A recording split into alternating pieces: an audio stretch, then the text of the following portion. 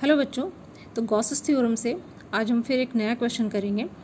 तो क्वेश्चन है आज का, you are given a charge plus q at the origin O, refer to figure, consider a sphere S with centre 2 0 0 of radius √2 meter. Consider another sphere of radius √2 meter centered at the origin.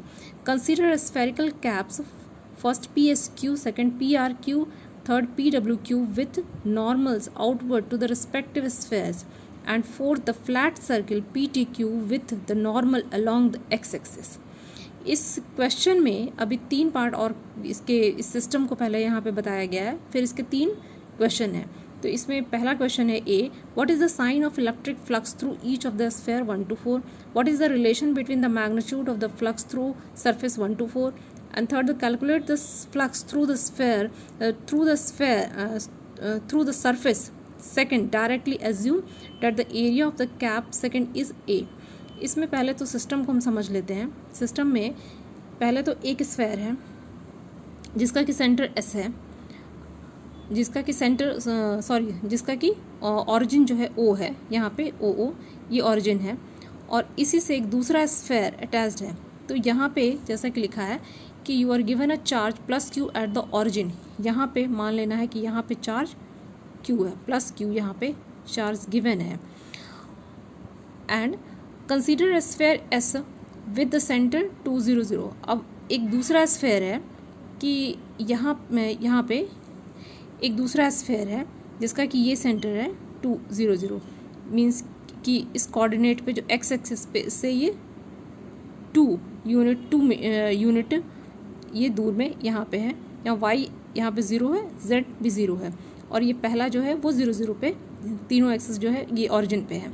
तो दो इस तरह से sphere हमको पहले imagine करना है, और यहाँ पे रेडियस दिया हुआ है कि radius √2 metre. Consider the sphere of radius √2 metre centre at the origin. यहाँ पे रेडियस का दिया हुआ है कि √2 मीटर है। Then consider spherical cap.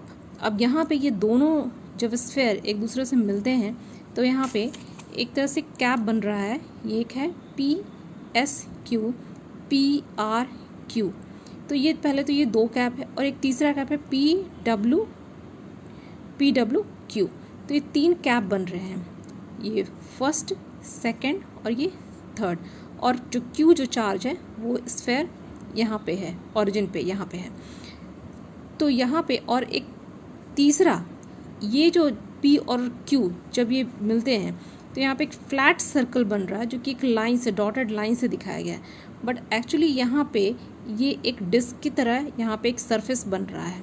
हम इमेजिन करेंगे डिस्क की तरह, सामने से देखने से ये बिल्कुल एक लाइन की तरह दिख रहा है, पर यहाँ पे ये एक प्लेट या डिस्क समझ लेते हैं कि उस तरह से बन रहा है।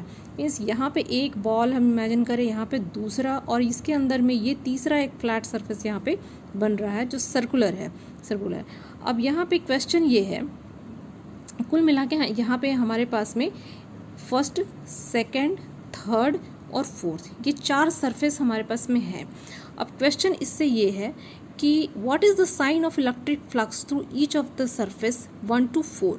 तो पहला जो सरफेस है PSQ, दूसरा PRQ और तीसरा PWQ, ये 4 सरफेस PWQ एंड PTQ, ये 4 सरफेस हैं। अब इसमें एक चीज़ और दिया हुआ है कि जो नॉर्मल है इन सारे सरफेस से, वो नॉर्मल अगर ये सेंटर है तो यहाँ से ये रेडियस अगर हम ऐसे ड्रॉ करते हैं तो ये तो नॉर्मल होगा इस सरफेस पे, ये रेडियस से अगर हम कोई भी लाइन ड्रॉ करते हैं तो ये सरफेस पे नॉर्मल होगा, तो ये नॉर्मल है।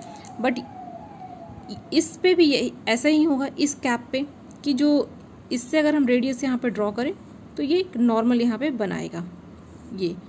तो जो एरिया वेक्टर है, एरिया वेक्टर से जो हम ये सरफेस पे लेते हैं तो जो एरिया वेक्टर होगा वो क्या होगा, ये नॉर्मल होगा।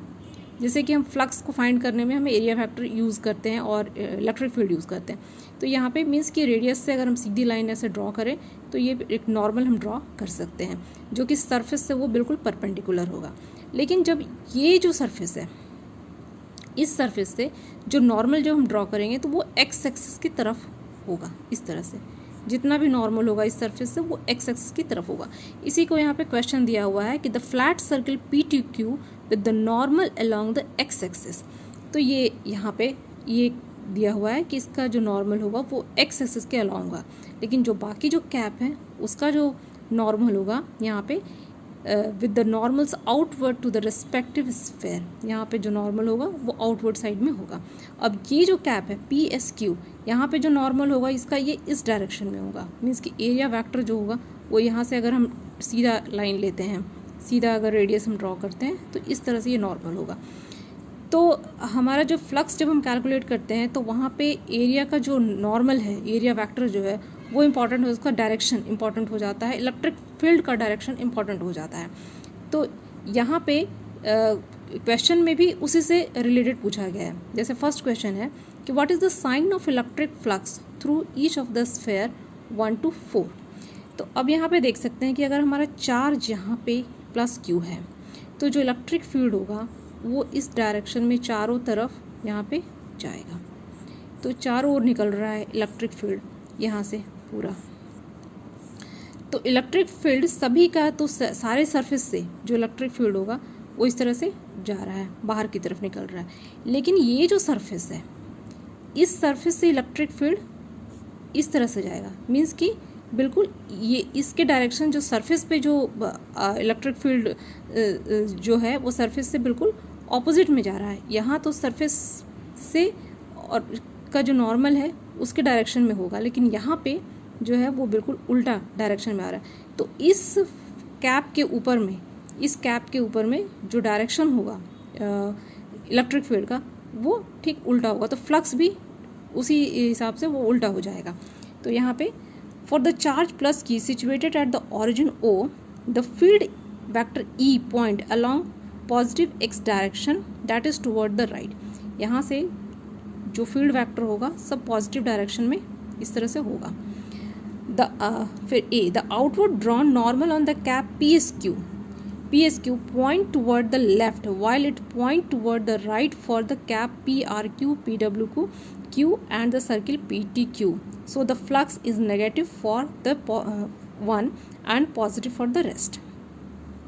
तो यहाँ पे जो फ्लक्स है, चूँकि ये जो नॉर्मल है ये बिल्कुल ऑपोजिट इलेक्ट्रिक फील्ड के ऑपोजिट में हो रहा है, इसीलिए जो फ्लक्स है वो यहाँ पे इस सरफेस के लिए नेगेटिव हो जाएगा, बाकी जो सरफेस है उसके लिए पॉजिटिव हो जाएगा।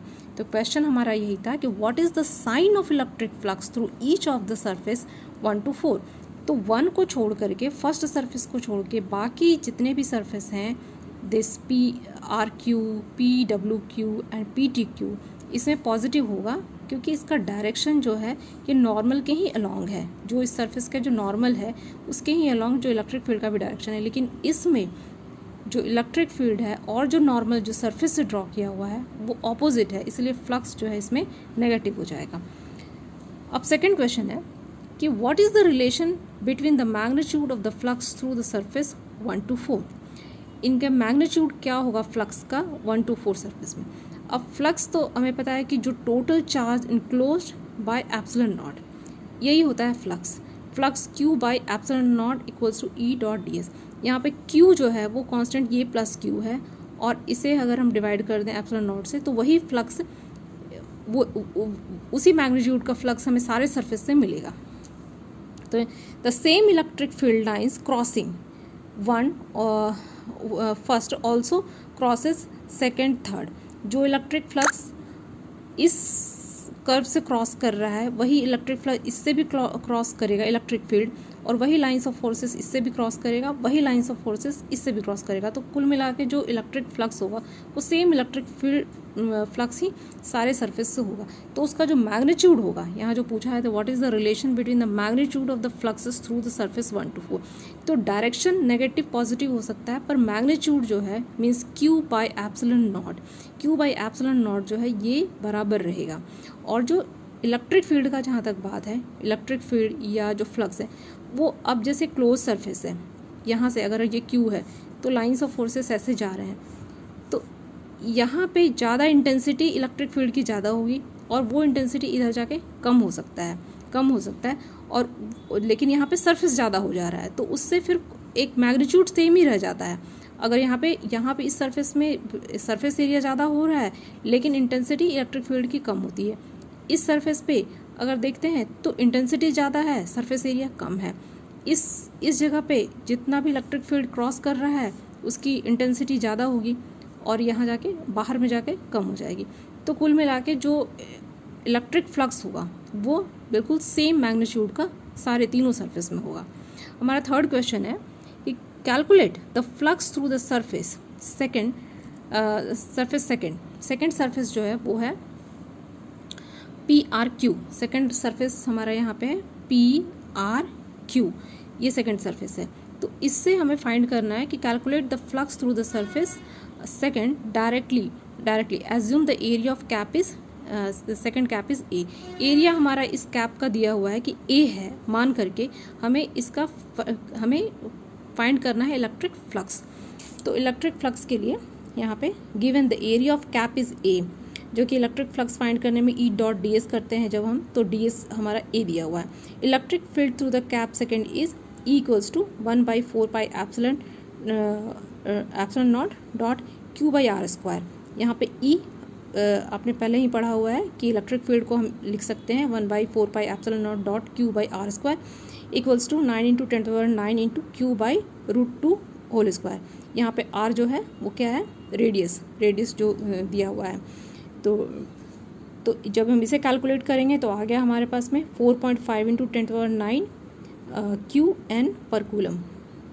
अब ई हमारे पास में है, तो ई है तो electric flux through the cap second is, flux के लिए हम लिखेंगे ई डॉट डी एस लिखते हैं। यहाँ पे डी एस की जगह पे ए लिखेंगे क्योंकि एरिया दिया हुआ है, एरिया हमें ए लेना है। तो ई ए, तो ई की जगह में हम ये पुट कर देंगे 4.5 × 10⁹ QAN पर कूलम मीटर स्क्वायर। तो इस तरह से हम electric flux through cap second find कर सकते हैं, जो कि आया है निकल के 4.5 × 10⁹ QA न्यूटन पर कूलम मीटर स्क्वायर। तो आज के लिए इतना ही, मिलते हैं नेक्स्ट वीडियो में नेक्स्ट क्वेश्चन के साथ। Okay, thank you.